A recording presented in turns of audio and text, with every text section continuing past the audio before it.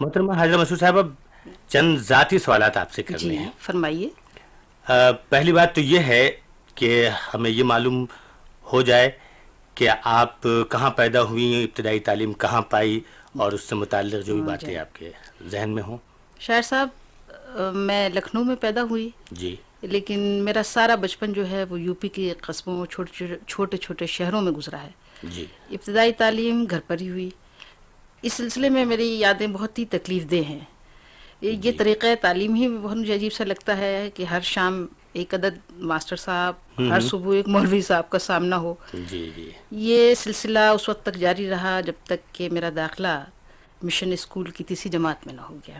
اچھا حاجر صاحب، یہ بتا سکتے ہیں کہ آپ کے گھر کا ماحول کیسا تھا؟ یعنی ادبی تھا یا غیر ادبی؟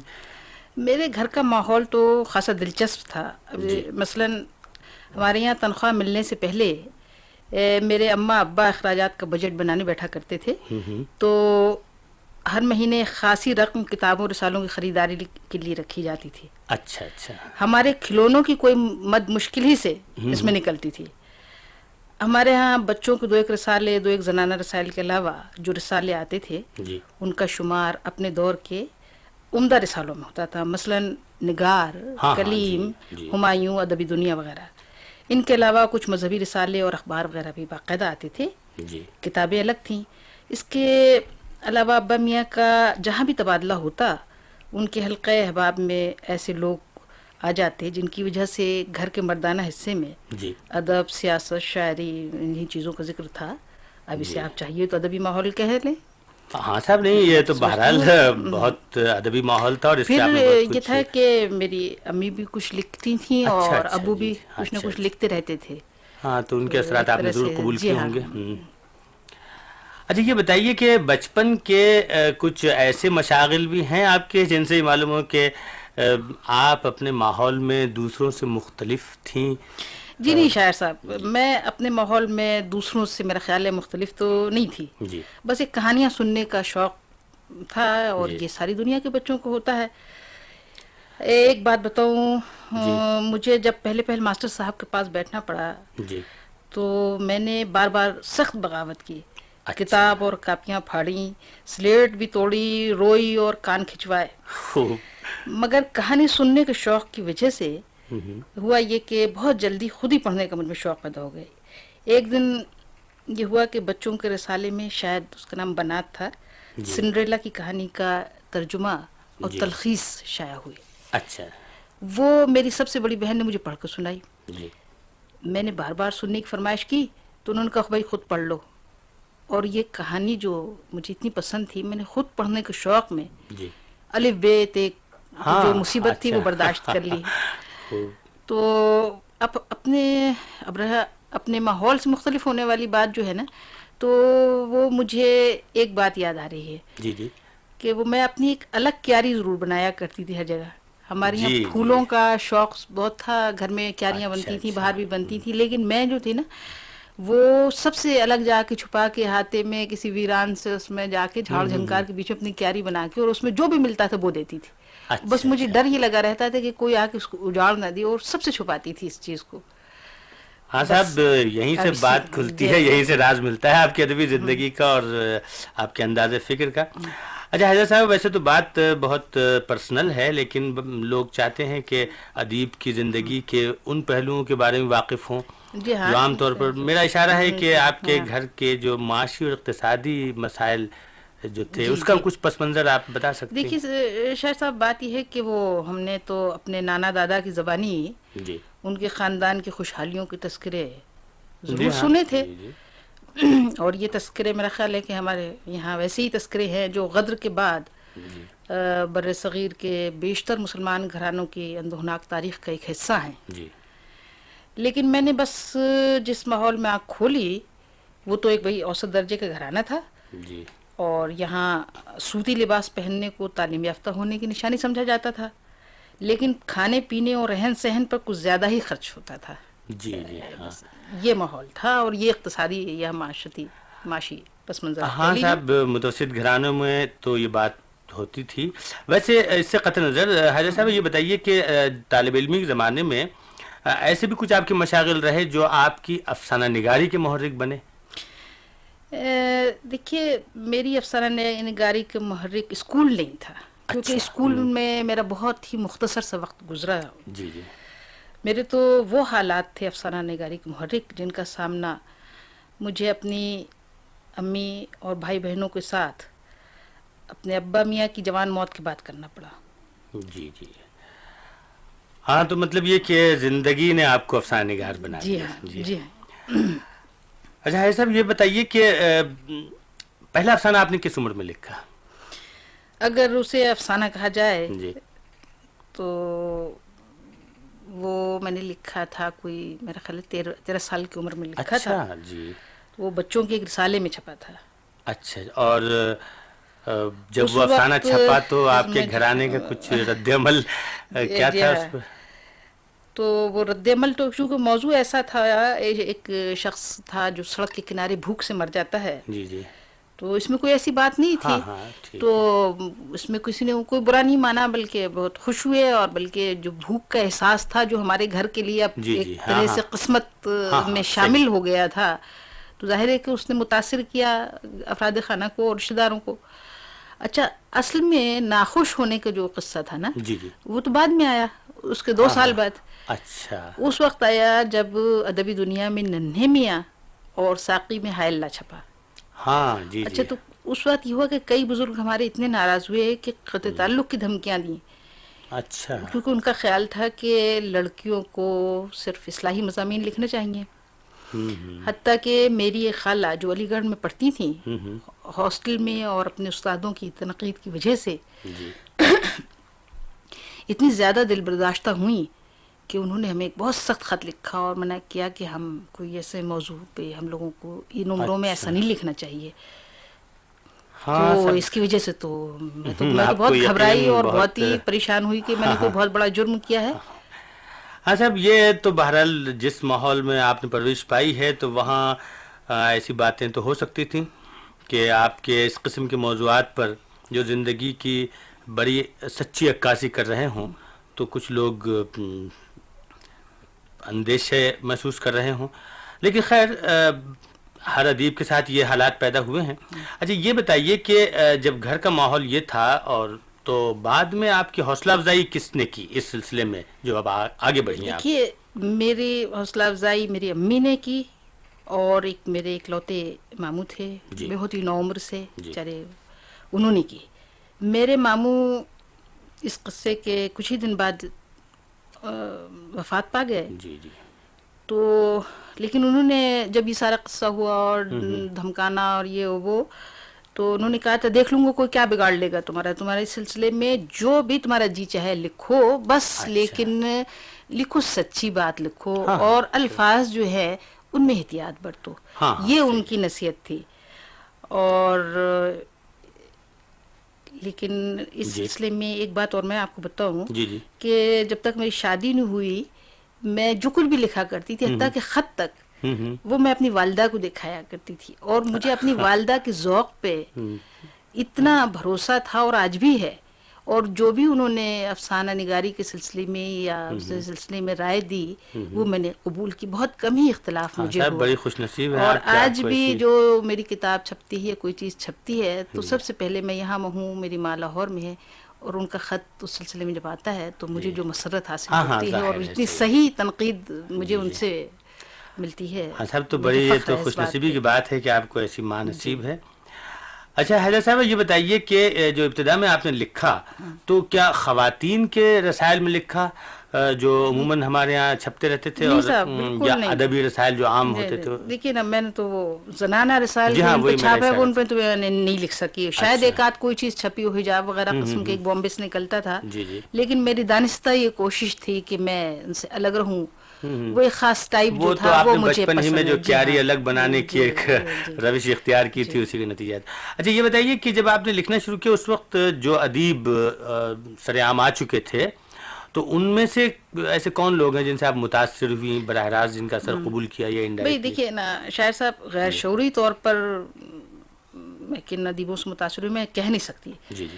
دراصل جس زمانے میں نے لکھنا شروع کیا اس زمانے میں رسالے وغیرہ گھر میں بہت کم آتے تھے، جی خصوصاً ترقی پسند ادب سے متعلق جو رسالے نکلتے تھے ان کی پہنچ نہیں تھی میرے گھر میں، اچھا اس لیے ادب کے نئے جو زاویے تھے اور ان سے تو ان کا تو مجھے بالکل شعور نہیں تھا، بس یہ تھا کہ جو چیز بھی دل کھٹکتی تھی ماحول میں اس کو لکھ دیتی تھی۔ لکھتی تھی پہلی کہانی کے بعد ایک دور مجھ پہ ایسا بھی آیا بہت مختصر سا، جس میں رومانوی اور تصوراتی قسم کی کہانیاں میں نے لکھی جی اور بڑی شعریت ریت الفاظ کی بگھاری، لیکن یہ دور تیزی سے گزر گیا، اور جب میں نے اور خدیجہ نے اپنے افسانے ساقی اور ادب لطیف میں اشاعت کے لیے دیے، تب گویا نئے ادب تک ہماری پہنچ ہوئی، وہ چیزیں پھر ہمارے پاس آنے لگی، اچھا اچھا، اور ان رسال میں لکھنے والے بہت اچھے لگتے تھے۔ تو ان میں پسندیدہ کچھ لوگ ہوں گے جو آپ کے جی ہاں، اب بھی اس نسل کے لکھنے والے بہت اچھے لگتے ہیں، مثلاً اس وقت بھی اچھے لگتے تھے،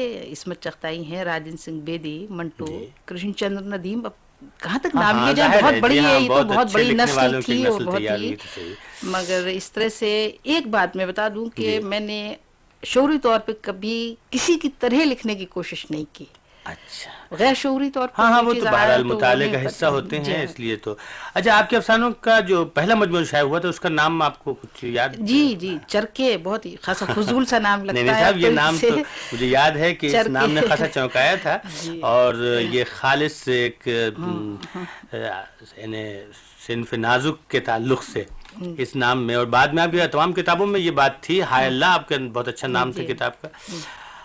اچھا صاحب یہ بتائیے کہ اب تک آپ کی کتنی کتابیں آ چکی ہیں؟ دیکھیے پہلے تو چرکے تھے، جی پھر ہائے اللہ، اس کے دو ڈھائی سال کے وقفے کے بعد، اور پھر چھپے چوری، جی اور اندھیرے اجالے، جی تیسری منزل، 5 تو افسانوں کا مجموعہ ہے، اور ڈراموں کے بھی تو ہیں؟ جی ہاں ایک ڈراموں کا مجموعہ ہے، وہ لوگ۔ اچھا اچھا صاحب یہ جو افسانے آپ لکھتی رہی، ان کے موضوعات عموماً کیا رہے؟ یعنی آپ نے کسی خاص طبقے کی جی دیکھیں نا نمائندگی شاعر کی؟ صاحب، افسانوں کے موضوع تو بہت ہی مختلف ہوتے ہیں، جی ہاں وہ تو ہے، لیکن میرا تو آپ کو پتہ ہے میں دیہات میں، قصبات میں، شہروں میں ہر جگہ رہی ہوں، تو اس لیے ہر طبقے اور ہر قسم کے کردار میرے افسانوں میں آتے ہیں۔ جی ویسے مجھے ذاتی طور پہ متوسط طبقے کا جو دوغلا پن ہے نا، وہ خواہ شہری ہو یا کہیں بھی ہو، وہ مجھے لکھنے پہ بہت اکساتا ہے اور جلاتا ہے یہ۔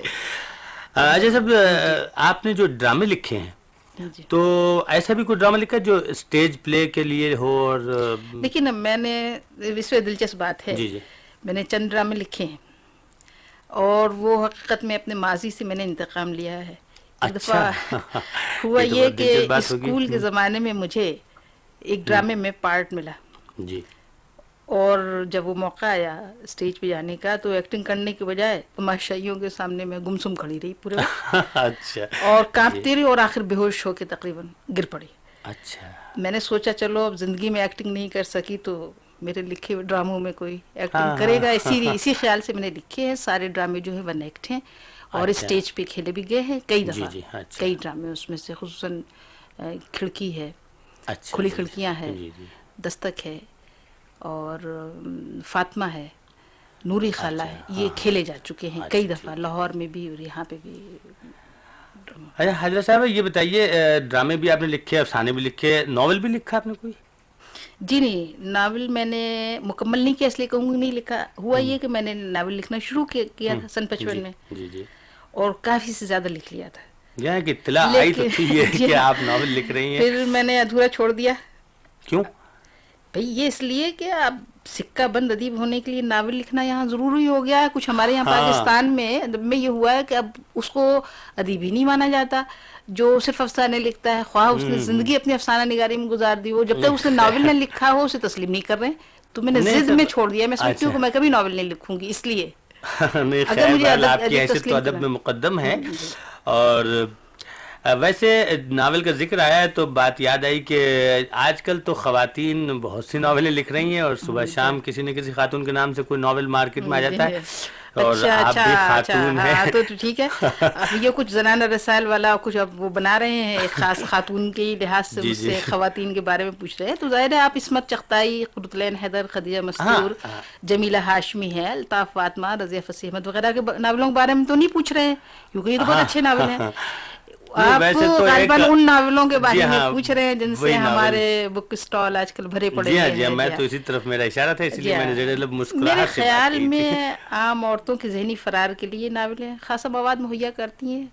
और तो आपके ख्याल में इससे कोई अदब में इजाफा भी हो रहा है? बिल्कुल कतई कोई इजाफा नहीं होता। ऐसी चीजें तो हर मुल्क में हर जगह वक्त गुजारी हाँ, के लिए लिखी पब्लिशर जाती है। नफे अंदोजी के लिए पब्लिशर्स की अच्छा साहब, आपने वसूल। अभी जी हाँ, अभी जो आपने चंद खवातीन का नाम लिया अदीबों में, ख़ास तौर से अफसाने निगारों में और नावल निगारों में, मसलन क़ुर्रतुल ऐन हैदर, बानो कुद्सिया और रज़िया फ़सीह अहमद वगैरह, और भी चंद लोग हैं, तो इनमें आपको कौन पसंद आती हैं ये? देखिए, ये सवाल आपने खवातीन लिखने वालियों तक क्यों महदूद कर दिया जनाब?